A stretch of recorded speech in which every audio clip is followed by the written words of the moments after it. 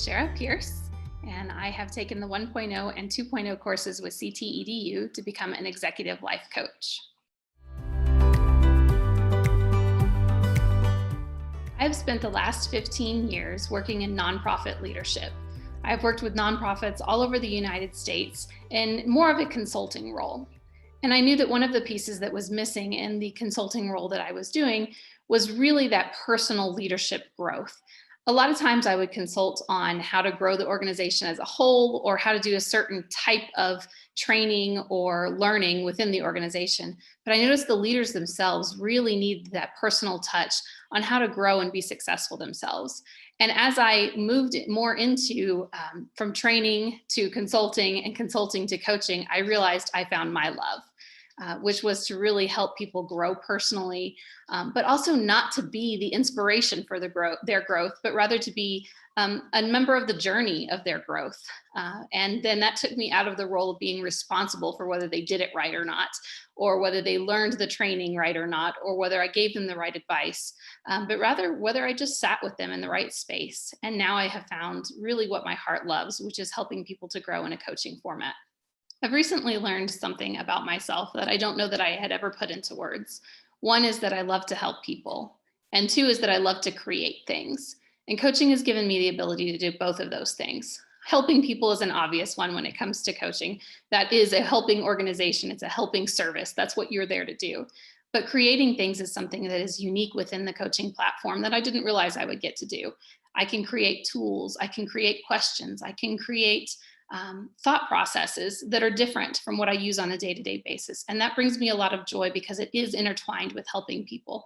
And when I get to put those two things together, it really is kind of the ultimate goal of what I love to do and what I want to do long-term.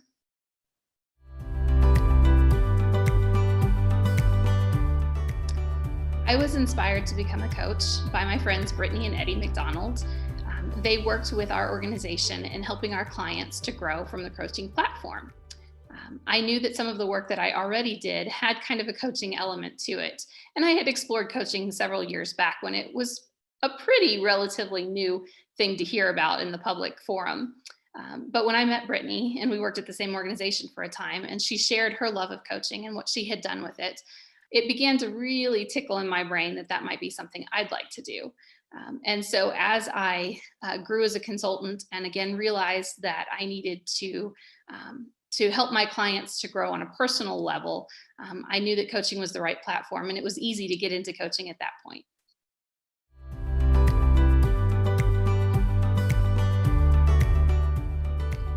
Right now I use coaching in the context of my current position as Director of Consulting for a nonprofit organization.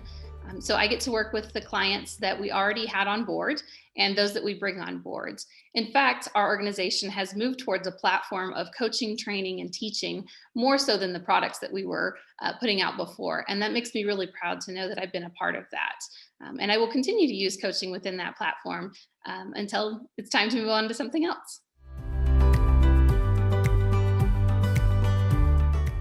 So I would like to use coaching both inside my job as Director of Consulting and outside with clients who might be interested in coaching from other places where I have connections. I love coaching so much that I have kind of branched out to use it with people who maybe don't know that they want or need coaching, but are seeking advice from me. And instead of just giving advice or being a mentor, I've been able to use coaching to really help that person self-discover and to become a more healthy and whole person.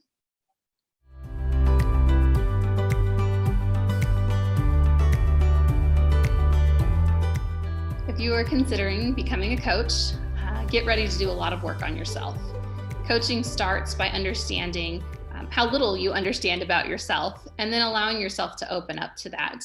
I have been really surprised by the amount of work that I have done on myself in my journey through learning to become a coach, but I am so grateful for that as well, because I know that I would not be able to be the coach that I am today if it were not for the willingness to work on myself first. It's also pretty exciting to get a lot of coaching experience by being coached.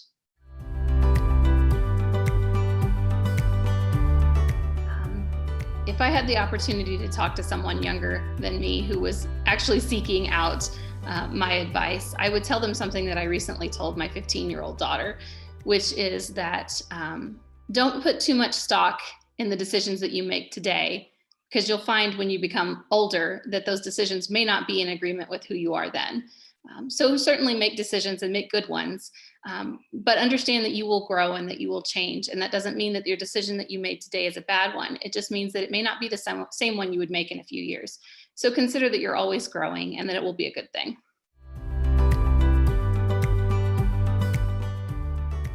Coaching is all about growing. Even if you are coaching a client, you are growing and learning. You're learning to become a better coach. You're learning to become a better person to sit in spaces with people. And that's really super important in everyday life, not just when you are paid by a client to walk them through a journey, but learning how to listen, learning how to be still and to be silent.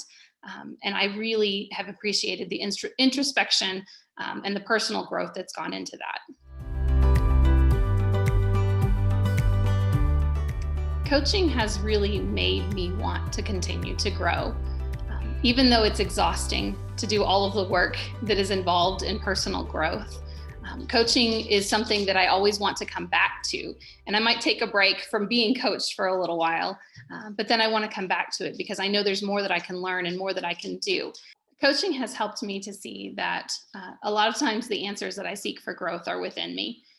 It has allowed me to see that I do not always have to have a book or a seminar or someone else's help to understand who I am and how I need to grow.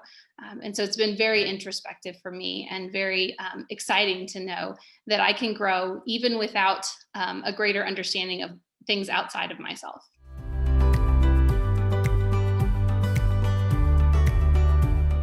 What I learned most about myself in my coach training, EDU training, was that I do still have that strong desire to grow.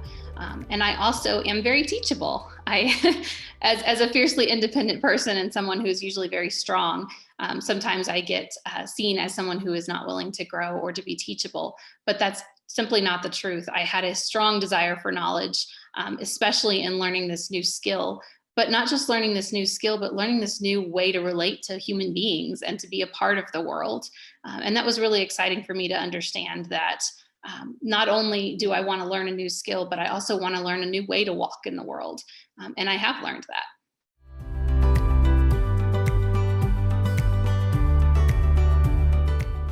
Through participating in the coach training EDU training, I have been able to serve more clients than we were previously able to because we have another coach on board. I have been able to reach out to clients who we originally had to say no to because we didn't have capacity. And not only that, but I've also been able to help them to transform their own organizations through their own leadership growth. And that has been a huge thing for me to be able to see. Before we had coaches that we had hired out, and it was a beautiful, wonderful relationship that they were working with our clients, but they got to see the growth. And now I get to see the growth and report back to our organization how we as an organization have supported these leaders and helped them to grow and how their organizations are growing as a result.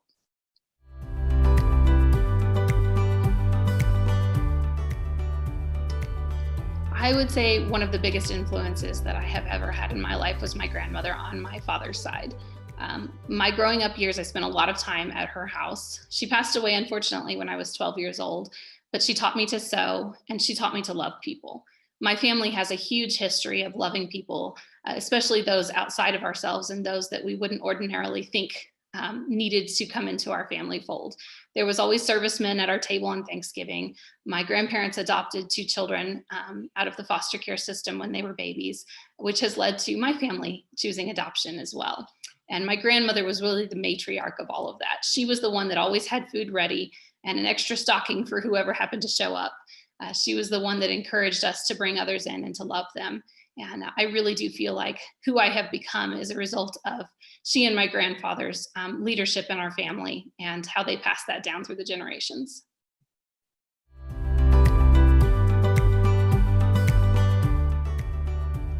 In high school, I had a psychology teacher named Mr. Mosier. And Mr. Mosier challenged us to be what we said we wanted to be when we grew up. And he did that by saying, if you tell me that you come back to me when you're an adult and say that you have accomplished what it is that you said you would accomplish, I will give you this quarter that I put in my desk with your initials on it. And so he would take the quarter and put your initials on it and put it in his desk. And that inspired me because I knew that he believed we could be who we wanted to be. And sometimes our dreams get lost because they were hard, or because we didn't realize what was involved in them. And Mr. Mosier held on to a quarter for me, that I said that I wanted to be a pastor and minister when I grew up. And there were many times throughout my journey that I thought that, well, I guess he's going to keep that quarter because I didn't do what I said I was going to do. But then it really helped me to think about how I actually had become what I had said I wanted to be when I was in high school. And even though I don't formally pastor a church or work in that kind of a setting, I do get to minister to others. And that is a pastoral role, as well as having the title of an ordained missionary. And so recently, Mr. Mosier passed away, and I don't know what happened to all the quarters that he maybe had. I never got the opportunity to go back and get it. But he was definitely an inspiration to me because I knew that he believed in us, and he believed that we could do what it is that we said we would do, even if that changed a little bit. And I often thought about it.